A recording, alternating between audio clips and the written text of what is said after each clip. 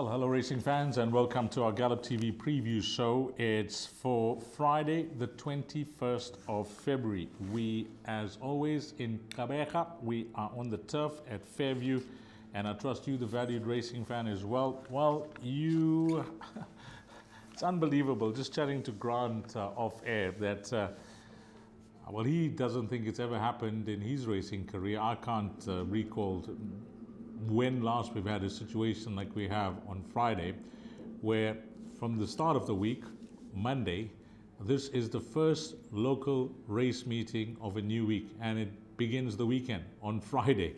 So there are 8 races carded. We're on the turf. There's some feature races to talk about. Grand Paddock on the line, as I mentioned. 12:25 will be the start of the Barpot. Yeah, it's been that week for South African racing, Grant, and you're just telling me off air it's something that's, unknown to you. Yeah, morning D's, morning punters. Yeah, it's a first for me. I've got to be honest, I haven't seen this ever. Maybe way back before my time, but in my time I haven't seen anything like this. The whole week's meetings rained out, and PE being your first meeting. So hopefully the punters have got some cash, swell those pools up. I've got to tell you, with regard to the weather, there is a bit of rain around tomorrow on race day. There's 12 mils expected, which will be interesting. But we're gonna start on grass, and I'll be tipping it as for grass. But down here in the Eastern Cape, we'll race. No matter what happens, if it gets ugly halfway through the meeting, we'll shift it over to Polly. But we're gonna race. There will be racing tomorrow, no doubt, D's. Okay, Grant, we need you because we're building up to the Splash Out Cape Derby on Saturday with all those carryovers and the big pools that will be on show at Hollywoodbets Kenilworth. Okay, race number 1, 12:25. It is a maiden juvenile. Also, did I say it's a juvenile plate? It's the Nelson Mandela Bay juvenile plate for fillies over 1,000 meters. And this is at the time of recording, which is a day earlier. This is how it looks. Number 1, another dance for me. That opened up 9-20. Punters thought that was generous. Now 7-20, Grant. Number 2 is Bonjour Level. That is at 33-10. And the others are all first timers. This horse, number 8, Star of Elena, of the comments that are in the computer form, that's the most positive. Will run well if not green. That is the comment for horse number 8, Star of Elena. I think the obvious question, we got the odds on shot. Will the 3 kg swing make a difference with numbers 1 and 2? D's, no, I don't think so. This filly won as she wanted to last time out. I don't think the 3 kgs is enough. I'm very much against these juvenile plates this time of the year. They should be maidens. They've already earned their money, and they should be give the other rest of the field a chance to do the same. But anyway, it is what it is. Another dance for me. It looks like Alan Greer fruited for Benefit Day on Friday. I must be honest with you. I think he's got 8 favourites. And he'll probably start off on the winning note here. There is a little bit of talk about Star of Elena from the Gavin Smith yard with Craig Zaki up. Nice filly, probably going to need a touch further. And then Bonjour Level, her form is there. She's improving all the time. She's definitely going to be in the first 3. I'm tipping it 1, 2, 8, and then 6 Golden Palm to run fourth. Okay, going with the odds on shot here in race number 1, and it's a flyer, hopefully, for those all-to comes. Race number 2 will kick off the place accumulator. It's over 1,400 meters. Maiden plate. This is how it looks. Number 1, American Matador at 14-10. Horse number 2, Chili Bomb, is at 17-10. Then we got number 3, Master in Color, at 9-2. And we got horse number 6, Anchorman, at 8-1. Double figures the balance here, Grant. Well, the betting market making it a 2-horse race. Zaki versus Fourie, Smith versus Greef. Something that we all have come to know during the course of the season. This is the way it is when they price up, and these 2 stables and 2 jockeys are really having a time of it. Yeah, they're 100%. These, they are having a whale of a time down here. It's men against boys, I've got to be very honest with you. It looks like it's an absolute boat race between those 2. There is a lot of talk for the horse Chili Bomb. It's having its second run here from Durban, going to 1,400 now. Probably ideal trip American Matador was carded to run and then got scratched. We'll just follow that carefully. I think it was 4-10 that day and got scratched. Now 14-10, second favorite. But I am in the camp of Chili Bomb with Richard Fourie once again. Master in colour and a decent first run here. Back in trip to 1400. Couple of equipment changes. He really worked himself up badly. If he behaves himself, he can run, make even further improvement. And then Anchorman to fill up the quartet. Steez, I'm tipping at 2, 1, 3, and 6. Another form result expected here in race number 2, and place accumulator players will be hoping to double up with numbers 1 and 2. But one would think you can choose either or, and you should be safe there in leg 1. Pick 6 starts in race number 3 at 13:35. It's over 1400 meters. It's an open maiden for fillies and mares. This is how it looks. Well, number 2, Fire Alarm, opened up even money. Hollywoodbets 9-10. Alan Krief and Richard Fourie. Number 3 is Global Scene at 5-1. And then we got 2 runners to talk about in single figures. Number 8, Ruby Claire at 6-1. And horse number 9, which is Beach Queen, at 7-1. You mentioned he's got all the fancied runners, Richard, for this Friday. And this is another short price favorite. Number 2, Fire Alarm, Grant. Yeah, 100% D's. Third run after the rest. Spot on. Richard up. Good draw. A lot of positives here. I've got to be very honest with you. Carrying 57 kilos only. The question mark here is, I don't think there is much of a question mark, to be very honest with you. She holds Global Scene on the last meeting. The Cape Town horse, Beach Queen, unbelievably well bred. Give me the green light out of Beach Beauty. Got bottom weight here, 52.5. Unfortunately drawn out in 10. And any matter of improvement over the 1400 meters can definitely get her into the money. She's a bit of a shrewdie as well. I think she's trading at 7-1. She's probably a little bit too big for my liking. But yeah, it looks like another Richard Fourie race. I'm tipping at 2, 3, 9, and 7 Ds. 2, 3, 9, and 7. Keep an eye on number 9, Beach Queen. I have to agree with Grant. I also saw that pedigree and that Cape Town form may be good enough to sneak into the minor positions there for exactors, swingers, trifectas, and quartets. Race number 4 is one of the feature races on the day. It's the Buyer Stakes, a listed race over 1400 meters. We'll have a look at the best weighted column before we touch on the betting, and it's topped by number 1, My Best Shot, and comfortably ahead of number 2, Golden Link, a 104 versus a 95 in that best weighted column. And My Best Shot, well, here we go. 3-10, Krief and Fourie, My Best Shot. Number 2, Golden Link, who is the second in the best weighted column, is 8-1. And then we got number 6, Cool Cat, at 6-1. What can you tell us about this? Is you're hoping that this roadshow continues on Friday, Krief and Fourie? Yeah, at these weight structures, it shouldn't get beat. He's a very, very smart horse. Since Gelding, he came out, he won his first start. He's only going to get better. Probably a horse that should be racing in the Cape. There's no doubt about it. He's really, really, really good. The rest of them, they're all racing for second, third, and fourth. Golden Links, the Kurajima. Play Act, another one that's always there. A Cool Cat, I'm not sure if he's going to get the trip. He's quite a speedy horse. I'm not sure if he's going to get a 1400 in Steaky going. But My Best Shot, undoubtedly the best bets on the card. I think he opened up 4.5 to 10. They snatched that up. He's now trading at 3s. Best bets on the card, banking all bets. And I'm tipping at 1, 2, 5, and 3 Ds. Some hotties on Friday. Can it all come together for the backers of the top one? Well, let's see. Race number 4, if that favorite can arrive as well, deep in the red. Race number 5, it's fillies and mares 68 handicap. It's over 1600 meters. And number 1, Bokala at 6-1. Horse number 2, Courageous.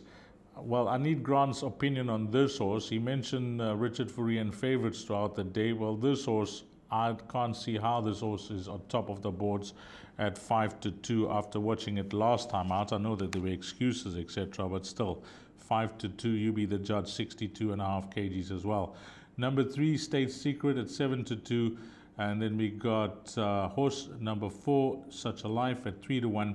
Number 5, Concerto at 9-2, 6, Green Fame at 5-1, and it's double figures the balance. Well, we understand the form of the stable, the form of the jockey, but sometimes one has to take a stance and, have a look at the opposition, the form of the horse, and you can go for value. This could be one of the races here, Grant. Yeah, I'm with you, Dees. Lost this one completely. A second run in P. It needs to show improvement on that first run. 62.5 kilos is not too bright, and there's a couple of horses carrying heavy weights here. I've gone for number 6, Green Fame. Lovely galloping weight, 56.5. Newsy up. Ran on very, very nicely last time out. Massive runner over the mile. I'm taking her to win this race. The biggest dangers here, Such a Life and State Secret. They come out of the same form line. Such a Life holds State Secret. No, I think they'll stay like that. Maybe Courageous, back end of Quartets with Bow Color. Tricky kind of a race. I'm definitely brassing the favorite. I think it's a false favorite at 5-2. And I'm tipping at 6, 4, 3, and 2, D's. Okay, looking for results here, and I think that is the right play in race number 5 as we move along to race number 6. And this is merit-rated 100 handicap quality here. It's over 1,200 meters, and there is some form to work around amongst most of the runners. The betting has it like this. Number 3, Gimmy's Laddie at 33-10. Horse number 5, USA's Hope at 7-2. Then we go on to number 6, Anushka's World at 9-2. And we got number 8, Karangatang at 18-10. Yeah, there's form to work around here, Grant. I don't know how you can manage to try and narrow things down, but it looks like a nice race to try and minimize your spend in the exotics. Yeah, 100% D's. Nice race, quality field. Once again, favourite here, Richard Fourie, 18-10, Karangatang, not for me. 5 furlong specialist. I followed this horse throughout his career from when he was a youngster. 5 furlong specialist, 1,200 in the sticky going, can definitely catch him out, especially from the 9 draw. I'm in the camp of Gimmy's Laddie. I think he's drawn on the right side of the course at 1. Gavin Smith, Craig Zaki, massive runner. Evie's first, number 1, won a very good race last time out, went to the front and stayed there, but he carried 53.5. He's up now to 61. That's a big swing for him. The Winter Lake is finding his form again. He has got bleeding issues, but he's been good the last 3 runs. The last run was a decent run. He'll be in the money too. And then the 3-year-old Anushka's World, 58.5 off 103. If it wasn't for the 10 draw, I would have said he was probably the right horse in the race. I am tipping him to run second. Nice quality field D's that I'm tipping 3, 6, 4, and 8. 3, 6, 4, and 8, the numbers you can play around in your exotics there in race number 6.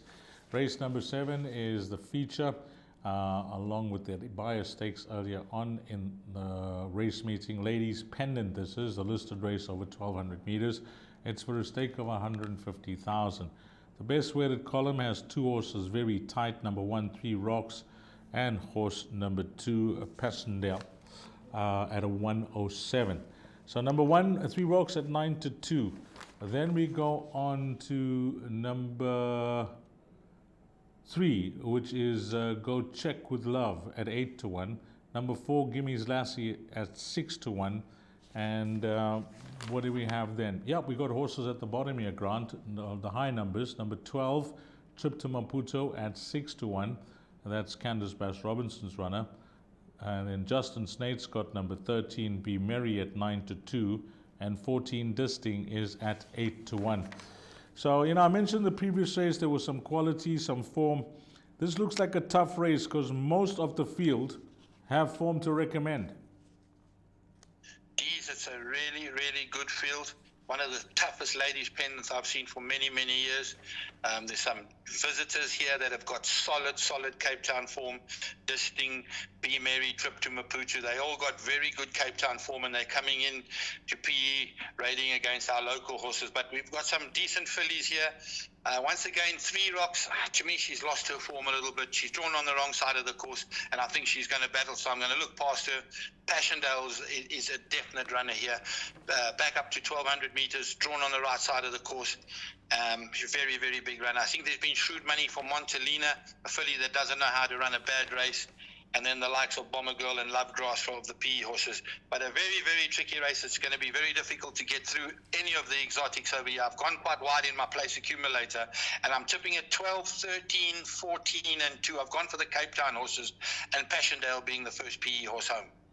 Would you be tipping number 5, Montelina, if I have to ask you for a fit selection, or you like something else?